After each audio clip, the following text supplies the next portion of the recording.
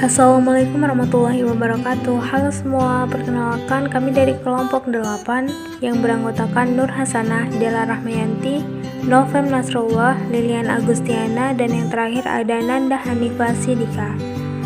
Video ini dibuat dalam rangka memenuhi tugas ujian komprehensif sidang keahlian 3 bimbingan dan konseling pendidikan Islam dengan dosen penguji Bunda Indah Fajriani, MPSI Psikolog. Yuk langsung saja simak videonya. Materi yang pertama yaitu tentang BK individu atau konseling individu. Merupakan layanan konseling yang diselenggarakan oleh seorang konselor terhadap seorang klien dalam rangka pengentasan masalah pribadi klien. Hal ini dilakukan dengan cara interaksi tatap muka secara langsung antara klien dan konselor, membahas berbagai hal tentang masalah yang dialami klien dan pengentasan permasalahan pribadi yang dideritanya, dengan tujuan agar klien dapat menggunakan potensi untuk mencapai kebahagiaan pribadi maupun sosialnya. Menurut Prayitno, konseling individu adalah proses pemberian bantuan yang dilakukan melalui wawancara konseling oleh seorang ahli atau konselor kepada individu yang sedang mengalami suatu masalah atau klien yang bermuara pada teratasinya masalah yang dihadapi oleh si klien. Materi yang kedua yaitu tentang instrumen asesmen.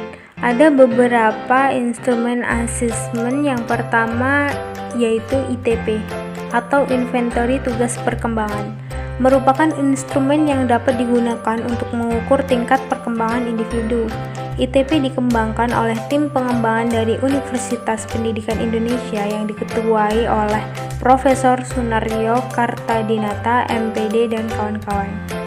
Instrumen ITP ini telah distandarisasi yang dikembangkan dengan tujuan membantu guru BK menyusun suatu program layanan yang sesuai dengan kebutuhan peserta didik di tingkat SD, SMP, SMA, dan PT atau bisa dikatakan juga mahasiswa. Deskripsi umum inventory tugas perkembangan. Yang pertama ada bentuk soal. Terdapat 4 perangkat ITP masing-masing untuk jenjang pendidikan. ITP untuk siswa jenjang SLTP terdiri dari 50 butir rumpun pernyataan. Setiap rumpun terdiri atas 4 pernyataan A, B, C, dan D yang secara hierarkis menggambarkan kualitas perkembangan yang dicapai oleh siswa. 10 butir dari 50 soal tersebut merupakan pengulangan dari nomor-nomor tertentu yang dimaksudkan untuk menguji konsistensi jawaban siswa. Yang kedua ada pengadministrasian.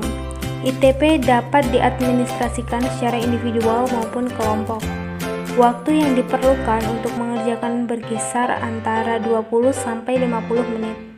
Pedoman lengkap pengadministrasian ITP seperti pelaksanaan, penyekoran, pengolahan, dan penafsirannya disajikan buku petunjuk teknis menggunakan ITP tersebut. Instrumen asesmen yang kedua yaitu ATP atau aplikasi tugas perkembangan. Juga dikembangkan untuk kebutuhan bimbingan dan konseling. Program ATP dibuat untuk membantu dalam mengolah ITP. ITP merupakan salah satu instrumen yang digunakan untuk mengukur aspek-aspek tingkat perkembangan peserta didik. Hasil ini dapat digunakan guru bimbingan dan konseling untuk menganalisis tingkat perkembangan siswa secara kelompok maupun individual, dan sebagai dasar pengembangan program bimbingan dan konseling di sekolah. Fasilitas utama yang dimiliki perangkat lunak ATP ini adalah data entry, penyekoran data, dan analisis data.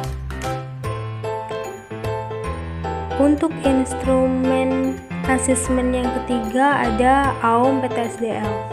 AUM atau Alat Ungkap Masalah merupakan instrumen non-tes dalam kegiatan pelayanan bimbingan dan konseling yang digunakan untuk mengungkapkan aspek-aspek permasalahan yang sedang dihadapi oleh konseling. Pada perkembangannya, kondisi permasalahan individu atau konseli pada kehidupan sehari-harinya secara umum dapat diungkapkan melalui aum umum dan kondisi-kondisi permasalahan khusus yang dialami individu, terutama tentang masalah kegiatan belajar yang dilakukannya dapat diungkapkan dengan aum PTSDL.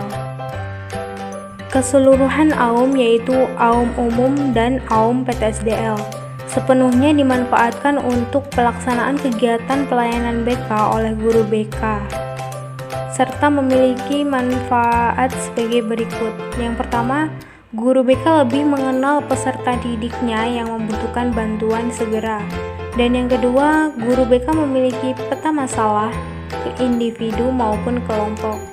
Yang ketiga, hasil aum dapat digunakan sebagai landasan penetapan layanan BK yang sesuai dengan kondisi dan kebutuhan si peserta didik. Yang keempat, peserta didik dapat memahami apakah dirinya memerlukan bantuan atau tidak. Selain memiliki manfaat, aum juga memiliki kelebihan serta kekurangan. Kelebihan aum yaitu yang pertama, pelaksanaan aum bisa dilakukan secara individual, kelompok, maupun klasikal.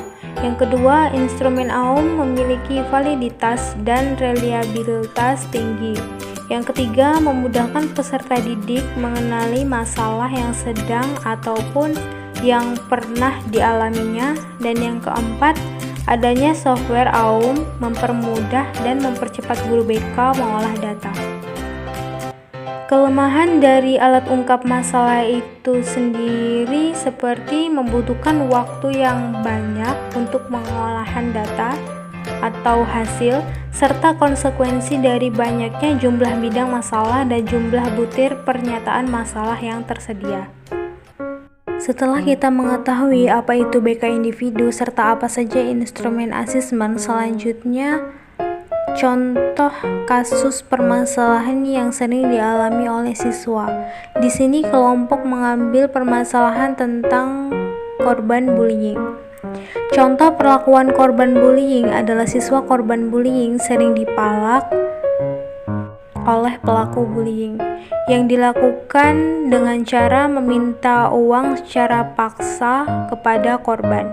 Siswa korban bullying tersebut sering mendapatkan kekerasan fisik dari pelaku bullying apabila tidak memberi uang. Dan siswa korban bullying sering diolok-olok dengan perkataan jelek karena dia berasal dari suku minoritas di sekolah tersebut. Salah satu faktor munculnya permasalahan pada korban bullying adalah faktor takut kepada si pelaku bullying. Ketika seorang penindas merasa kebutuhan untuk menjatuhkan seseorang agar dirinya merasa hebat, dia tidak perlu susah payah menemukan dalih guna menindas seseorang.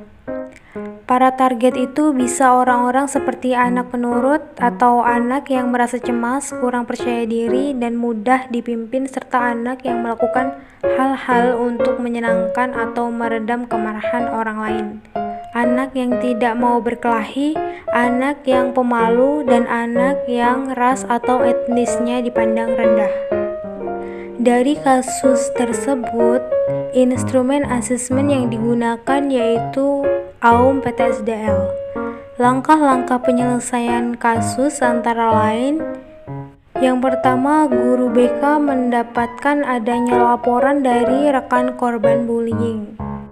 Selanjutnya, guru BK menindaklanjuti dengan cara menyebar instrumen aum.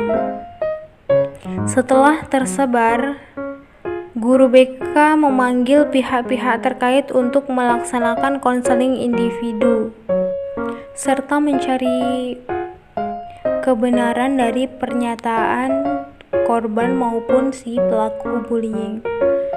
Setelah dianggap sudah menemukan titik tengah, guru BK membuat perjanjian agar tidak mengulangi perbuatan bullying tersebut. Hal itu dimaksudkan agar tidak terjadi masalah yang sama di kemudian hari. Jika ada yang melanggar perjanjian, maka akan dikenakan punishment. Sekian video dari kami. Terima kasih yang sudah menonton dan semoga video ini dapat menambah wawasan serta bermanfaat bagi kita semua. Apabila terdapat kesalahan dalam video ini, kami mohon maaf dan kami akhiri. Wassalamualaikum warahmatullahi wabarakatuh.